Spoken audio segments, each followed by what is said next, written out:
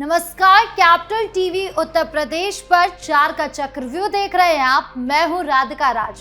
बताएंगे आपको कौन सी वो 4 बड़ी खबरें हैं जिसने यूपी की सियासत गरमा दिया है। 4 के चक्रव्यूह में सबसे पहले बात लखनऊ की, जहां यूपी एटीएस की टीम ने देश विरोधी साजिश को नाकाम करते हुए लखनऊ से 4 आतंकियों को गिरफ्तार किया है, जिनका मकसद यूपी को उड़ाना था। बताएंगे आपको कैसे दबोचे गए ये आतंकी और क्या था इनका प्लान। एक तरफ जहां लखनऊ का माहौल आतंकियों ने गरमाया, तो वहीं दूसरी ओर अखिलेश यादव उन्होंने लखनऊ में प्रेस कॉन्फ्रेंस की, जहां अखिलेश यादव ने योगी सरकार पर जमकर निशाना साधा, खासकर उनके हिंदुत्व के एजेंडे पर। बताएंगे आपको क्या कुछ बोले अखिलेश यादव। खबरों में अब बात कानपुर की, जहां किडनी कांड को लेकर लगातार बड़े बड़े खुलासे के बीच ये खुलासा हुआ कि इंदिरापुरम का रहने वाला डॉक्टर रोहित और ओटी मैनेजर ने मिलकर मरीजों की किडनी ट्रांसप्लांट करके करोड़ों की संपत्ति खड़ी की है। बताएंगे आपको क्या कुछ खुलासा हुआ है। 4 के चक्रव्यूह के आखिरी में बात मौलाना शहाबुद्दीन रिजवी की, जिन्होंने नवनीत राणा के बयान पर पलटवार किया और कहा कि उन्हें बुर्के से नहीं, मुस्लिम महिलाओं से ही परेशानी है। क्यों ऐसा बोला रिजवी ने, क्या है पूरा मामला, बताएंगे आपको। तो चलिए बिना किसी देरी के शुरू करते हैं 4 का चक्रव्यूह।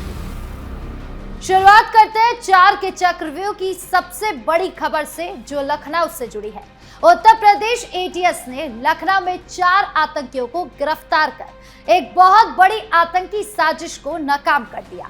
ये चारों पाकिस्तानी हैंडलर अबू बकर के सीधे संपर्क में थे। अबू बकर पाकिस्तान में बैठकर युवाओं को कट्टरपंथी धार्मिक वीडियो भेजकर उनका ब्रेन वॉश कर रहा था, उन्हें भारत में आतंकी गतिविधियां करने के लिए उकसा रहा था। आरोपियों का मुख्य प्लान था समय बम बनाना, सीख कर देश के कई शहरों में, मॉल्स में और महत्वपूर्ण इमारतों में सीरियल ब्लास्ट करना, साथ ही मॉल की पार्किंग में केमिकल बम लगाकर आगजनी करना और रेलवे के सिग्नल बॉक्स को उड़ाकर बड़े ट्रेन हादसे करवाना था। इसका मकसद गजवा-ए-हिंद जैसे विचारों को आगे बढ़ाते हुए देश में दहशत फैलाना और आर्थिक नुकसान पहुंचाना था। ये आतंकी रेलवे सिग्नल बॉक्स, 4 बाग रेलवे स्टेशन के आसपास और अन्य संवेदनशील जगहों की रेकी कर चुके थे।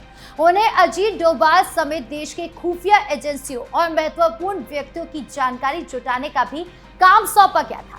आरोपी कई बार दिल्ली का दौरा कर इस काम में लगे हुए थे। जांच की शुरुआत बिजनौर के किरतपुर में हुई थी, जहां 4 मार्च को एक पिकअप ट्रक में आग लगाई गई थी।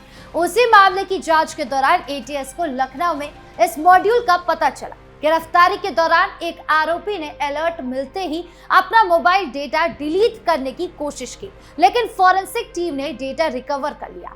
पूरे मॉड्यूल को वेस्ट यूपी का स्लीपर सेल बताया जा रहा है। एटीएस अब बाकी आरोपियों की तलाश कर रही है और जांच तेज कर दी गई है। ये घटना यूपी में पाकिस्तानी हैंडलर्स द्वारा युवाओं को कट्टरपंथी बनाने की बढ़ती कोशिशों को उजागर करती है। एटीएस की इस कार्रवाई से यूपी की सुरक्षा व्यवस्था को मजबूत संदेश दिया गया। अब बात दूसरी खबर की, अखिलेश यादव की लखनऊ प्रेस कॉन्फ्रेंस की। समाजवादी पार्टी के राष्ट्रीय अध्यक्ष अखिलेश यादव ने लखनऊ में प्रेस कॉन्फ्रेंस कर योगी सरकार और भाजपा पर जमकर हमला बोला। उन्होंने साफ कहा कि ये अमृत काल नहीं, बल्कि सनातनियों का संकट काल है। दादरी रैली के बाद सरकार के होश उड़ गए। इस रैली की चर्चा ने न जाने कितने लोगों का होश उड़ा दिए थे, और न केवल होश उड़ाया रैली ने, उन्हें मजबूर कर दिया। और मजबूरी में क्या फैसला लिया उन्होंने कि आपकी हमारी रैली से पहले वो रैली करेंगे। अखिलेश ने आरोप लगाया कि भाजपा सरकार देश की बुनियादी संपत्तियों को बेचने का सौदागर बन गई है। कानून व्यवस्था की सरेआम हत्या हो रही है, महंगाई बढ़ रही है, किसानों को उनकी जमीन का सही दाम नहीं मिल रहा है, जरूरी चीजें महंगी हो गई है। जेवर एयरपोर्ट के उद्घाटन को भी उन्होंने सरकारी संपत्तियां बेचने की एक कड़ी बताया। स्वास्थ्य विभाग को वेंटिलेटर पर बताया और कहा कि इंसानों के लिए जानवरों वाले इंजेक्शन खरीदे जा रहे हैं। शिक्षा व्यवस्था को प्राइमरी से लेकर इंटरमीडिएट तक पूरी तरह बर्बाद कर दिया गया। लखनऊ के ग्रीन कॉरिडोर को बर्बादी कॉरिडोर करार दिया क्योंकि मुख्यमंत्री के गलत डिजाइन की वजह से ट्रैफिक जाम बढ़ गया है। अखिलेश ने पीडीए यानी पिछड़ा, दलित और अल्पसंख्यक को बूथ स्तर पर एकजुट कर काम करने और 2027 में भाजपा को हराने का भी संकल्प दोहराया। उन्होंने कहा कि चुनाव में अन्य राज्यों में भाजपा के बटालियन आएगी, लेकिन जनता और पीडीए मिलकर उन्हें सत्ता से बाहर का रास्ता दिखाएंगे। लेकिन अखिलेश यादव के इन आरोपों पर विपक्ष और भाजपा की ओर से सवाल उठाए जा रहे हैं। कई लोग इसे सपा की पुरानी राजनीतिक हताशा और 2027 चुनाव की तैयारी बता रहे हैं। योगी सरकार ने पिछले वर्षों में लॉ एंड ऑर्डर, निवेश, एक्सप्रेसवे, मेडिकल कॉलेज और सुरक्षा व्यवस्था में काफी सुधार किया है। फिर भी अखिलेश हर मुद्दे पर सरकार को घेरने की कोशिश कर रहे हैं, जिसे राजनीतिक विरोध की बजाय विकास कार्यों की अनदेखी बताया जा रहा है। ये प्रेस कॉन्फ्रेंस सपा की नई नीति को दिखाती है, जहां अखिलेश योगी सरकार की हर नीति पर सवाल उठा रहे हैं, लेकिन उनके आरोपों में ठोस सबूत कम और राजनीतिक बयानबाजी ज्यादा नजर आ रही है। तीसरी खबर में बात कानपुर किडनी रैकेट की। कानपुर किडनी कांड का मुख्य सरगना गाजियाबाद के इंदिरापुरम का डॉक्टर रोहित निकला है। ये एनेस्थीसिया स्पेशलिस्ट है और नोएडा, गाजियाबाद में बड़ा नेटवर्क चलाता था। पुलिस का दावा है कि इस रैकेट ने 100 करोड़ रुपए से ज्यादा का घोटाला किया। डॉक्टर रोहित मरीजों को बेहोश करने का काम करता था, जबकि OT manager Mudassar Ali Siddiqui kidney निकालने और ट्रांसप्लांट करने का काम संभालता था। एजेंट शिवम अग्रवाल और साहिल मरीजों को लाते थे और लाखों रुपए वसूलते थे। कई बार मरीजों को कम कीमत पर ट्रांसप्लांट का लालच देकर पैसे लेकर फरार हो जाते थे। पुलिस ने ओटी मैनेजर राकेश कुमार और ओटी असिस्टेंट कुलदीप सिंह राघव को गिरफ्तार कर जेल भेज दिया है। दोनों ने पूछताछ में अली का नाम लिया। डॉक्टर रोहित पिछले 4 दिनों से फरार है। उसका मोबाइल स्विच ऑफ है और घर खाली मिला। साहिल भी फरार है। आरोपियों के flight booking record, communication recording और इंदिरापुरम घर की जांच से पूरा नेटवर्क सामने आया है।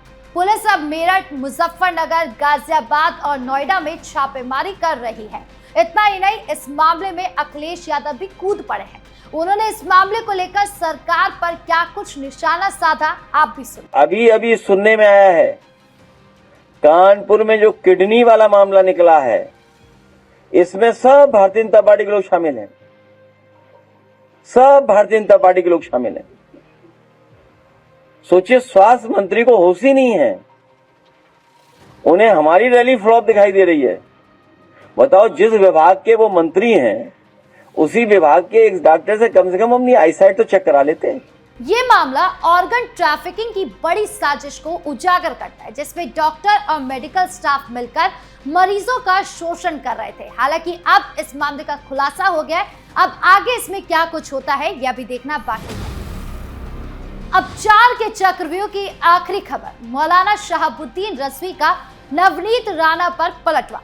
ऑल इंडिया मुस्लिम जमात के अध्यक्ष मौलाना शहाबुद्दीन रजवी बरेलवी ने भाजपा नेता नवनीत राणा के बयान पर तीखा हमला बोला। नवनीत राणा ने पश्चिम बंगाल चुनाव के दौरान कहा था कि बुर्का पहनने वाली महिला न मुख्यमंत्री बन सकती है, न मेयर बन सकती है, न ही उसके खेमे का कोई व्यक्ति मुख्यमंत्री बन सकता है। रजवी ने कहा कि नवनीत राणा को बुर्के से नहीं, बल्कि मुस्लिम महिलाओं से डर और खौफ है।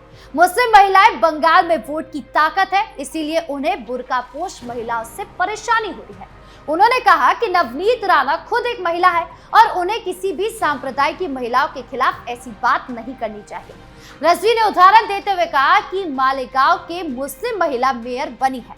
असम में फातिमा नाम की महिला मुख्यमंत्री बन चुकी है और कई मुस्लिम महिलाएं सांसद, एमपी और बड़े पदों पर पहुंच चुकी है। उन्होंने नवनीत राणा से इतिहास देखने की सलाह दी।